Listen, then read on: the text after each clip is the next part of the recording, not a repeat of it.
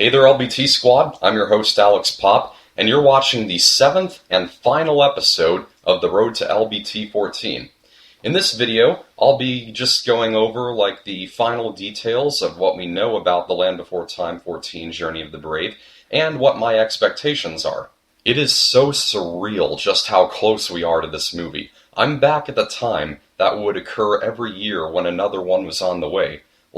It's 3 a.m. and I can't sleep and I can barely do any homework. The anticipation of it alone has already brought out the child in me, but believe me, I'm doing my best to not get ahead of myself. I'm trying to limit my expectations to just moderate, so I'll tell you what my expectations are exactly. But first I'm going to go over the final details of what we know so far. So to start off, the director of this film is Davis Doi.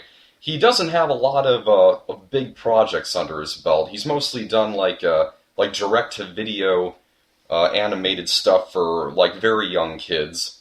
But he hasn't done any projects in about 6 years, so that could be good news. He might hopefully he's done some studying on what has happened in the past. But the ones who also play a big part in that are the writers. The writers for this movie are Cliff Ruby and Elena Lesser, and they actually have done some relatively big projects in the past. They wrote some 90s animated classics like Cats Don't Dance and Balto. And Balto in particular, Balto was a very weighty movie, so that is a good sign in my opinion. And then there's the voice cast, and we are still not 100% certain about who the entire cast is. And the reason is because on IMDb we have 2 actors listed to voice Sarah's dad even now. And they are Corey Burton and George Ball. And George Ball is the husband of Amanda McBroom, who has written some of the songs for the movies in the past. But here's the thing, Corey Burton is also listed on IMDb to be the narrator of this film, and we know for certain that the narrator is going to be Tony Amendola. So more than likely, Corey Burton being on the list is just a result of someone's speculation. So it's most likely that George Ball is going to be the voice of him. I'm pretty sure that that's true. So let's go over the rest of the cast. The returning actors are, of course, Jeff Bennett as Petrie, Rob Paulson as Spike, Andy McCaffey as Sarah, Aria Noel Curzon as Ducky, Megan Strange as Ruby, and Miriam Flynn as Grandma Longneck. And the people who are new to the cast are Reba McEntire as Etta, Damon Wayans Jr. as Wild Arms, Scott White as Braun, Felix Avisha as Littlefoot, and Isaac Ryan Brown as Chomper. And for Grandpa Longneck, this was actually confirmed to me by Aria Noel Curzon herself, and that is what's listed on IMDb right now. Grandpa Longneck is voiced by Barry Bostwick. Now, for a long time, we thought that it was going to be Jim Cummings, and that would make kind of the most sense, because Jim Cummings replaced Kenneth Mars as the voice of King Triton in The Little Mermaid, Ariel's beginning. Although, Jim Cummings is still listed on the Wikipedia page to voice an unknown character. So it could just be that Jim Cummings is voicing a character that simply isn't listed yet. So far, what we know about the movie is still kind of limited. We know that Braun isn't returning to the Great Valley on schedule to meet with Littlefoot, of course, and so Littlefoot and his friends go out to find him. We don't really know a whole lot beyond that. However, there were 2 clips of this movie that I did see, and one of them was posted on Universal Home Entertainment's YouTube channel. Now, there were actually 4 clips from the movie posted on the Universal YouTube channel, but I limited it to only 1 because I really want to have as much of the full experience all at once as I can.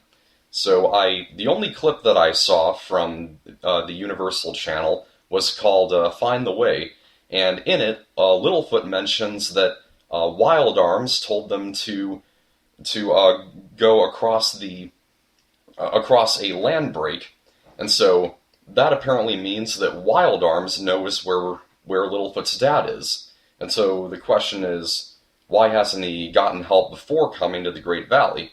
And how did he know to be there? And I kind of like that we're still being kept in the dark about little details like that, because it kind of leaves more of the experience for you to to really enjoy when you're seeing the movie.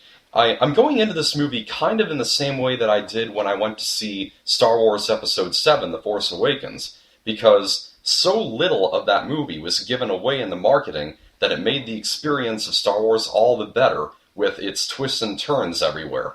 Alright, with all that said, let's go on to my expectations for this film. First off, Ruby and Chomper. This is the first installment in the series that Ruby is featured in. She debuted in the TV series, and Chomper was in 2 and 5, so it's been a while since he's been featured in a movie. Now, from that clip that I saw on the Universal Home Entertainment YouTube page, Ruby and Chomper aren't on the journey with Littlefoot and his friends to find Bronn.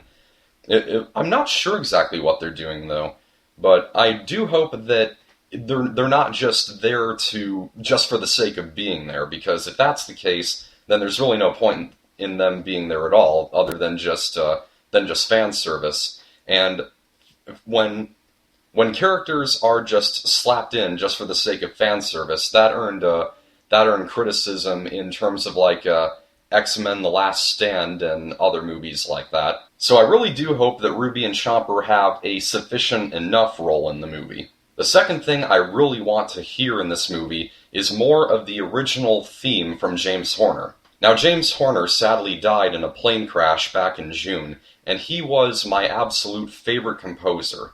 He composed the themes for movies like Titanic in particular, and also Avatar, Apollo 13, Bicentennial Man, Jumanji, and Braveheart.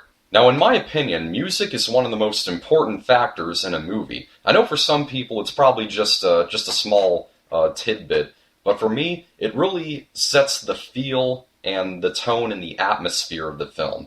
And if James Horner's theme is in this movie, it'll really make us feel like we're back in the world of like the first movie and all of the following. And James Horner's theme was something that really lacked in the later movies, like 10 through 13. Now, I am looking forward to seeing what other music that Michael Tavera has added. Michael Tavera has been the composer for all of the sequels, but I hope that some of James Horner's music is in there too. And speaking of heavy atmosphere, I really hope that this movie does have a good deal of it, as well as an emotional pull. I am a strong believer in the idea that kids' movies don't have to be 100% bright and bouncy and, really lighthearted. And the emotional pull of the Land Before Time movies is one of the strongest factor of at least the earlier movies. It gives something that kids can take away from the movie and maybe, shape their childhoods and even shape who they are as a person, much in the way that the Land Before Time series has done for me. Now, I'm sure that there are going to be some scenes in this movie that are certainly, kid-friendly, and, that's completely fine. But if that's all that it is, and nothing more, then there's really not a whole lot to take away from it. Like, the first movie really knew when to be emotionally absorbing and when to be lighthearted, and Journey Through the Mist also had a good balance of that, and so did Mysterious Island, so I really hope that this movie does too. Now, there was a second clip from this movie that I did see, and it was actually on the Land Before Time's Facebook page. It was one where Edda is trying to comfort Littlefoot while he's trapped in a cave, and Littlefoot says that he feels bad that his friends came all the way out there just to help him find his dad, and there could be something there. I can't really think of any other time in the series where Littlefoot has started to feel that kind of guilt for dragging his friends on a journey like this, with the exception of maybe that one moment near the end of Journey to Big Water, but that was just kind of one scene. Here, if it's like the majority of the movie, they could really do something with that. And they could have like an atmospheric scene that maybe takes place at night, kind of similar to the 1/2 into the first movie, where Littlefoot's friends all sleepwalk over to him, knowing that without him they're doomed. And so I'd like to see a similar scene like that, maybe one that illustrates without many words that Sarah, Ducky, Petrie, and Spike are willing to be there for Littlefoot no matter what obstacle they have to overcome, because they know how much his dad means to him. Add to that the fact that Littlefoot rarely ever sees his dad, there is some real potential here of packing a solid emotional punch. Universal, please don't squander it.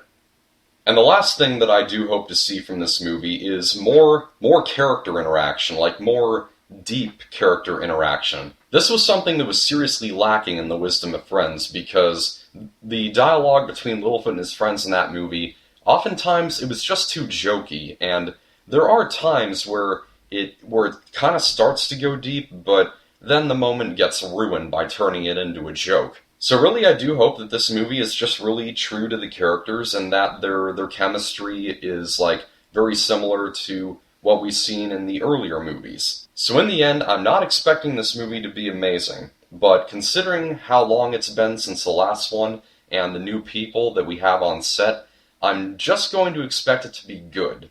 And man, we only have 1 day left. I am super excited, and I can't